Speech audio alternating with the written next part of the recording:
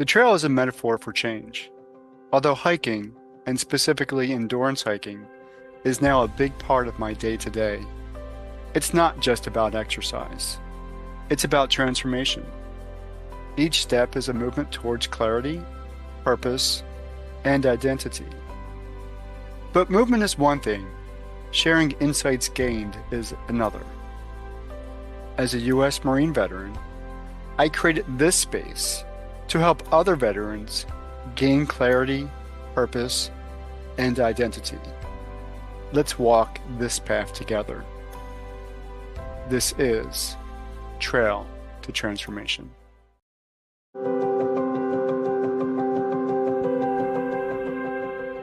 Most people aren't broken, they're just dysregulated. Chronic stress, pain, anxiety, and burnout aren't mindset failures. They're nervous systems stuck in survival. I'm Leland Holgate, combat veteran and neuroscientist, and I created the Welcome Home method to help people rewire their nervous systems with breath. And to go deeper, visit thewillfulwarrior.com.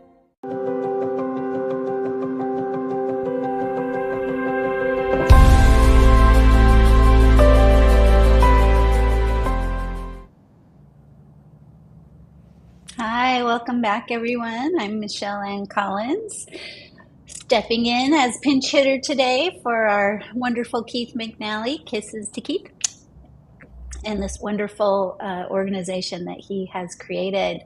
Today, we are welcoming Amy from Returning Veterans Project. Amy, I'm so happy to have you here. Thank you for coming. Thank you for inviting me. I look forward to this conversation. Yeah, me too, especially because we don't know each other very well. All your answers are going to be something new to me, so that's exciting for me. So I'd love to start with just where is your person right now, your physical body, and what are you doing? Yeah, right now I'm currently on the beautiful campus of Pacific University in Forest Grove, Oregon. I myself live on the Washington side of the Columbia River, and I work with Returning Veterans Project in the Portland metro area. We cover the whole state of Oregon and Southwest Washington. I'm on the road quite a bit, so I'm excited to be here from this very green, very rainy day place. It is a really rainy day. I'm also in Oregon, so I'm feeling your wetness here. Cruise, So tell Oregon. me what you're doing out at Pacific University today. Today, Returning Veterans Project is acting as the nonprofit host for the Women Veteran Engage event, which is a national event that's broadcast to host organizations across the country. And here in Oregon, we have two. One is happening in Central Oregon today and tomorrow, and then we're hosting the Portland metro area out here at the university. And is Returning Veterans Project hosting both of them, or there's a different organization? A fellow nonprofit organization serving veterans is hosting the Bend event. Oh, okay. That sounds like a wonderful place to be. So tell us a little bit more about yourself. Are you a veteran? What is your relationship with veterans, service members? Sure. I'm a currently serving Oregon Air National Guard member. I'm the senior enlisted leader at the medical group at the 142nd Wing out of Portland, Oregon. I started my journey with the Air Force 27 years ago. I enlisted right out of high school into the active duty component. And then 9/11 happened and I deployed for the first time. I decided I wanted to settle down a little bit and have some kids. And so I left active duty and went into the reserves after my first commitment and traveled all over the world with the reserve component. And then when we were ready to come back here to the Pacific Northwest, I transferred into the Guard because the state of Oregon doesn't have a large active duty base or a large reserve component. The Guard was the next best thing. And I've been with the Oregon Air National Guard since 2012. Wow. And are you uh, is Returning Veterans Project then a volunteer position, or how does your time split between these two things? Yes, so I am a traditional guardsman or a drill status guardsman. So I do 1 weekend a month, 2 weeks out of the year as a minimum, and then I have a full-time job. And what's really fun about this full-time job is it's my first actual job out in the civilian world.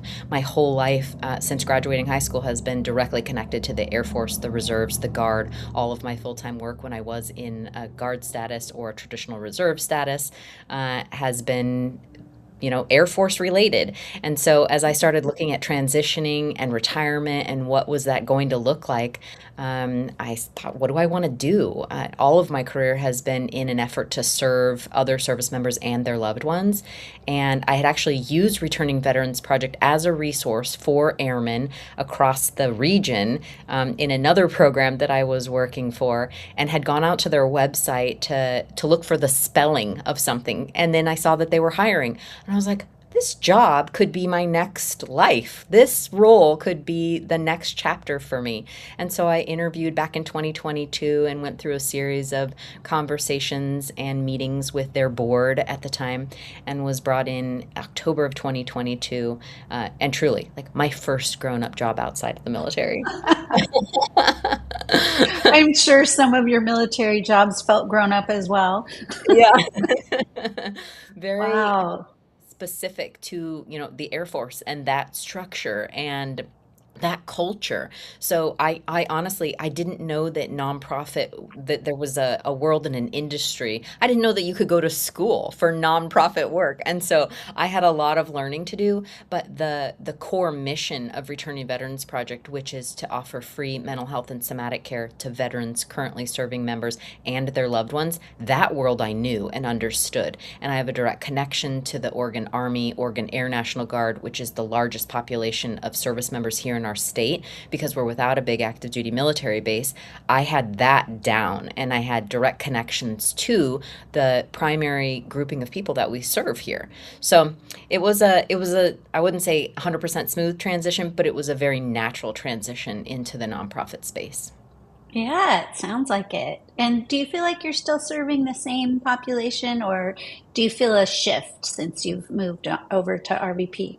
Yeah, a common conversation I have with women veterans is that they don't identify as veterans. And I myself, coming out of all of this time serving, didn't recognize that I myself was a veteran. And so learning the culture around veterans, women veterans, how veterans use resources, the VA, the vet centers, the state Oregon Department of Veterans Affairs, or the Washington equivalent, that was all new to me. Understanding the veteran journey and how different that is for each person. And because of my age and where I'm at in my career, many of my friends were on this same trajectory, learning what veteran meant to them and to our teammates, our friends, our family, the family that was created, from serving.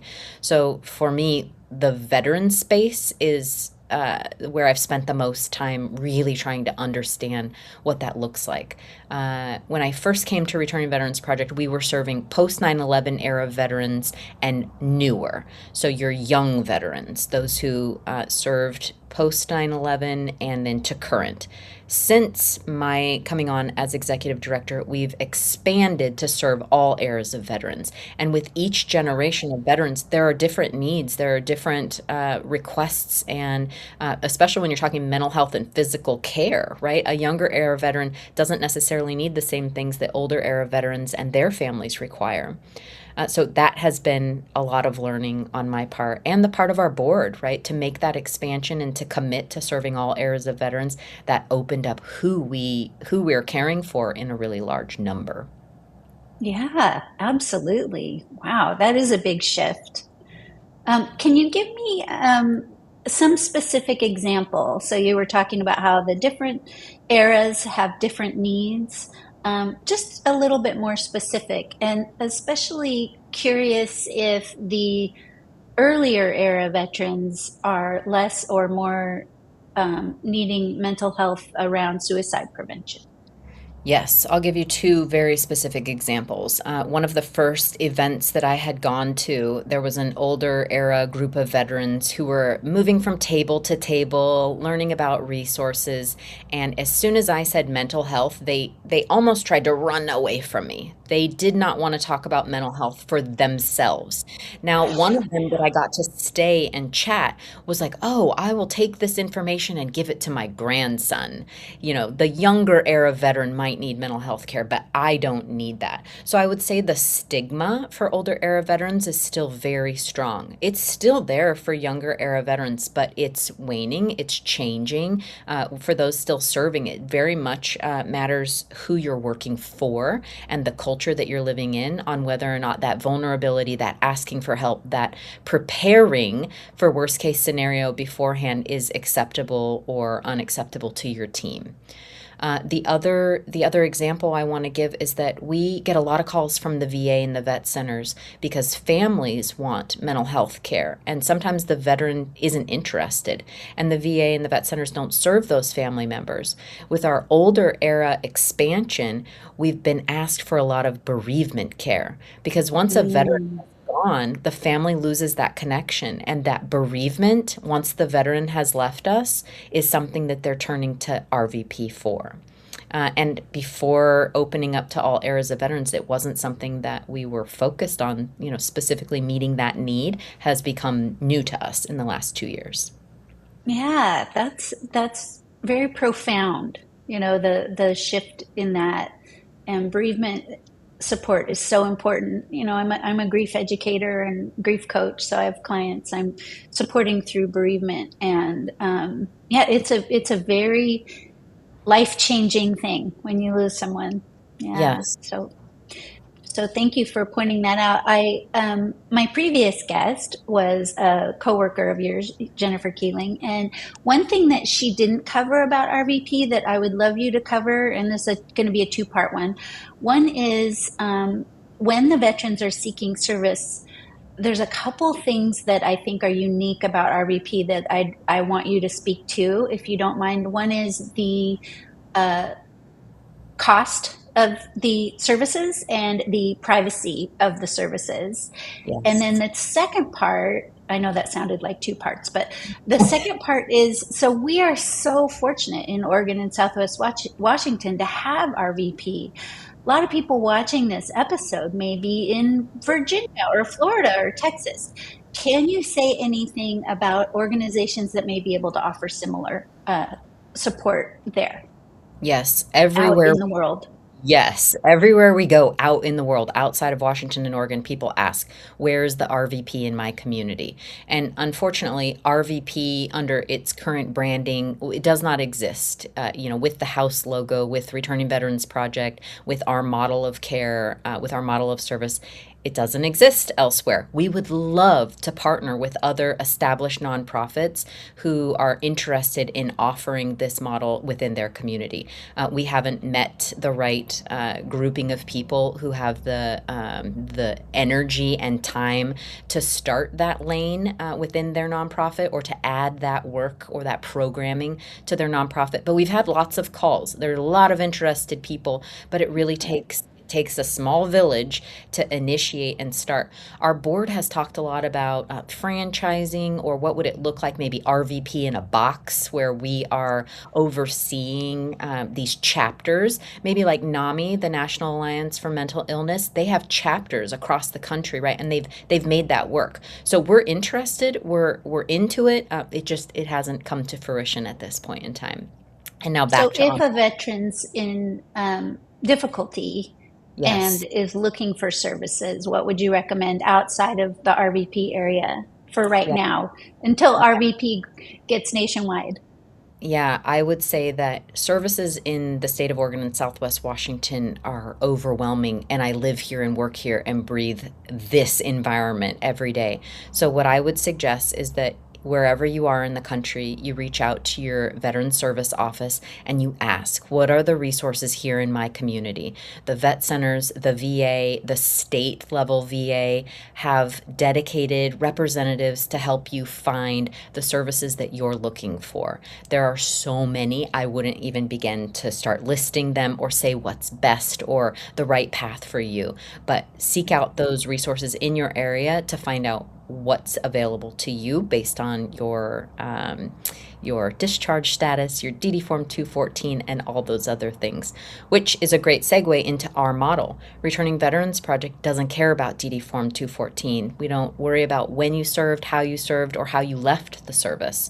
We offer free care, 100% free care, and we do this through a volunteer model. So we recruit and retain volunteers who are licensed and insured in the state of Oregon and Southwest Washington who raise their hand and say, I want to do this work pro bono. I want to serve veterans. This is my way to give back to this community.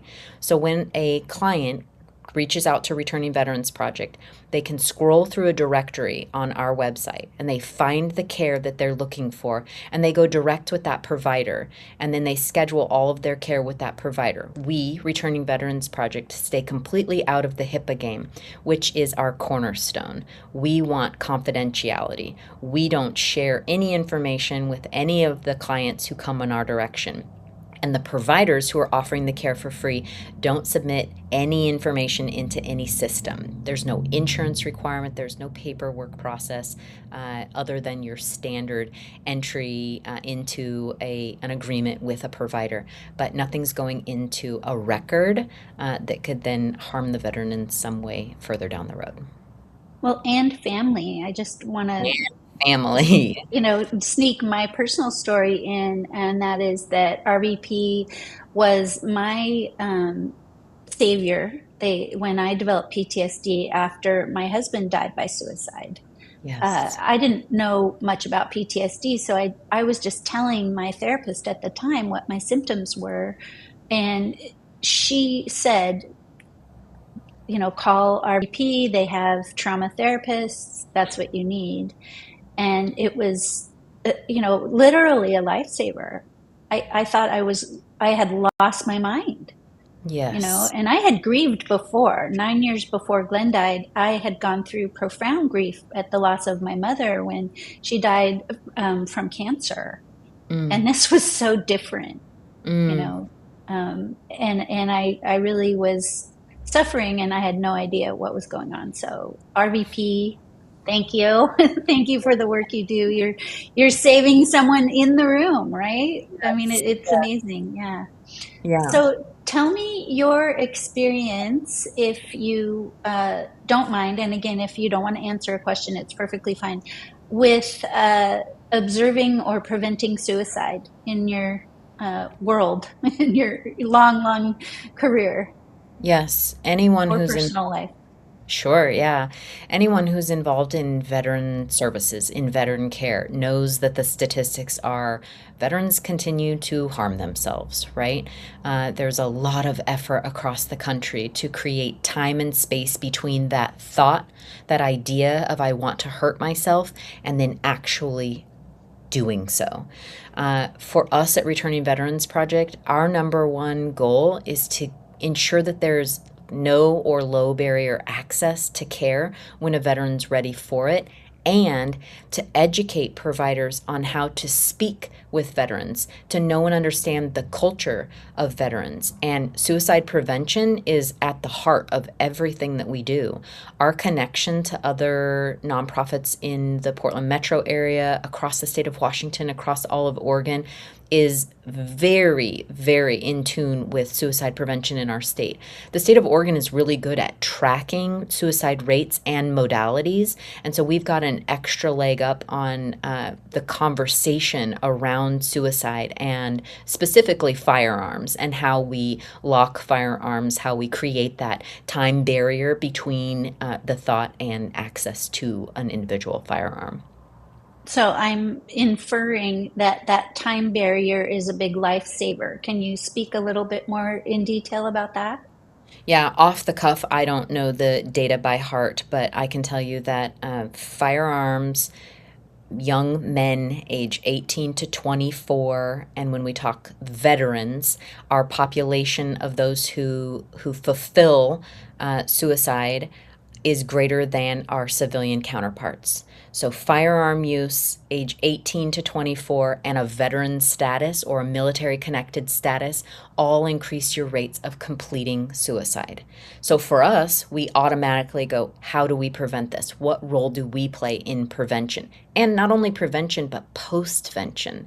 Once someone has completed suicide, what does that do to their community, their military community, their family and their community, their neighborhood, their office of employment, wherever they worked, if they weren't still serving? Who is affected by that suicide, and how can we support them as well? Really important. Yeah, thank you for pointing that out. After Glenn died, I had very little support community-wise Mm, because I wasn't in the military. I met and married Glenn after his retirement, yeah. and so I didn't have that support from his group in the Navy. He was a Navy SEAL. Mm, Um, so after years of study and therapy and work, and I'm a on the yoga and mindfulness and meditation side of it, um, somatic therapy. mhm, I ended up writing two books directed towards survivors of spouse or partner suicide loss. One for the survivor themselves, and mhm, then one for someone who's trying to support them. Because what mhm. I noticed is most people just have no idea what to do. Right. They'll say the wrong thing, they'll do the wrong thing, they'll make you feel worse, and they'll make you want to take your grief away and go hide it because it's obviously upsetting you. Mhm, My friends are upset and they're not helping me. So um, I I understand the lack of support, although I think, Glenn died 10 years ago. I think that the visibility of suicide loss support is much, much higher, and also the prevention and postvention. So, mm. yeah, would you agree? Yeah, I would agree. I think that every state has a governor's challenge program, which looks at the whole of the state. What are the resources? What's the network around suicide prevention, postvention? What's the education? What are the tools we're using?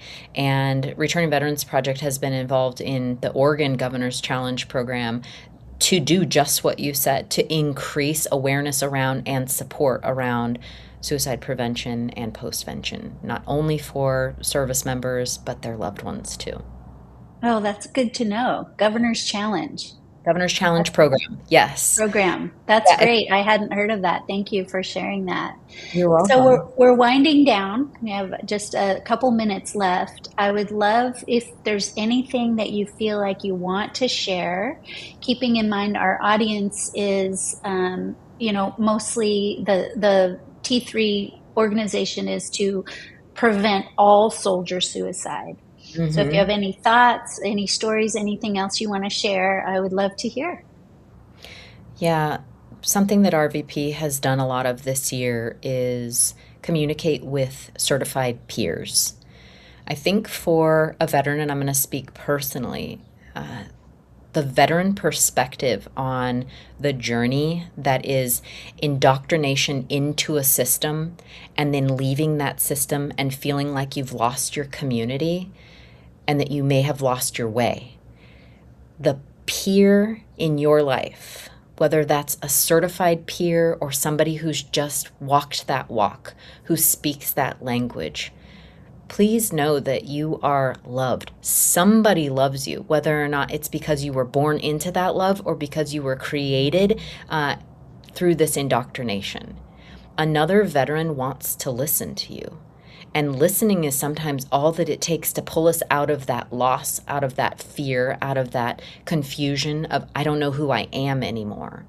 So if you are feeling a sense of suicide ideation or despair, and you feel like you're downward spiraling, please, I beg of you, find another veteran and chat. Sometimes a walk and a talk is what it takes to pull us out and see that tomorrow is going to be okay. Maybe not literally, but tomorrow and the next day, there is an opportunity to find good again, to find wellness or to find joy post darkness. And I think, all that I've studied and learned in this year, peers are the first place that you should look or can look, right? Sometimes we Yeah. forget There are They're other right people there. right there. Yeah, our Yeah. veteran peers or our veteran spouses or military kids. I've got two young adult daughters who have struggled with their connection to military service because I was gone a lot. There are other Yeah. military kids out there who want to talk to them and want to hear their journey and can chat with them in a way that only they know, being military kids. So I Yeah. encourage you to find peers in the community. Amy, thank you so, so much for sharing your story and your advice and your RVP with us. I appreciate you, and I will see all of you on the trail. Thank you for watching Tread of Transformation TV. To support these conversations or to support the foundation, I would ask that you go to givebutter.com/T3missionorg. That's the letter T, the number 3, MISSIONORG. Or go directly to our website at t3mission.org and click the donate button. Or just scan the QR code as you see it on the screen. And as always, I will see you